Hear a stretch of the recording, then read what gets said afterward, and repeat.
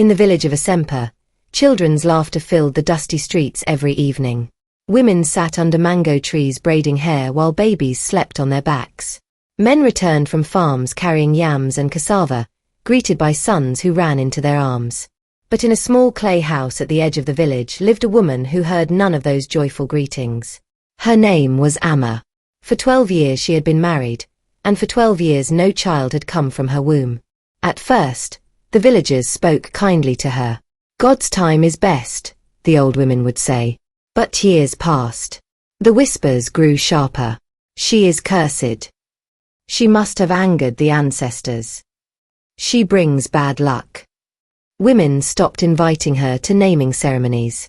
Children mocked her when she walked past. Even her husband, Mensa, who once loved her deeply, began sleeping outside their room some nights. The cruelest person of all was Is, the richest woman in the village. She had 7 children and believed a woman's worth lived only in motherhood. One afternoon during a festival, Is laughed loudly before everyone. "A tree that bears no fruit should be cut down," she declared while staring directly at Amma. The crowd burst into uncomfortable laughter. Amma stood frozen, shame burning her face. Without a word, she turned and walked away while tears rolled silently down her cheeks. That night, she packed a small cloth bag and left the village before dawn. She walked for hours until she reached a forest river. Exhausted, she sat beneath a giant odum tree and cried. "Why was I made only to be hated?" she whispered. As the evening darkened, she heard a faint sound nearby. A baby crying.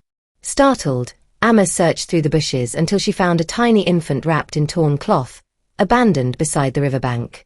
The child was weak and cold. Without hesitation, Amma carried the baby against her chest and hurried to the nearest town. She begged healers for help, worked tirelessly washing clothes and selling roasted plantain, and slowly the child regained strength.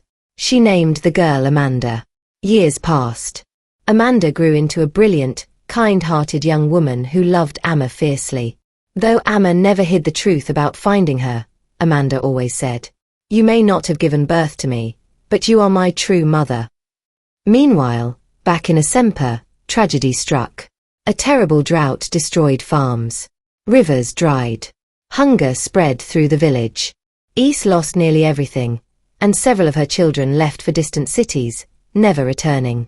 One day, government officials arrived in the region with aid workers and doctors. Leading them was a confident young woman in a blue dress. It was Amanda.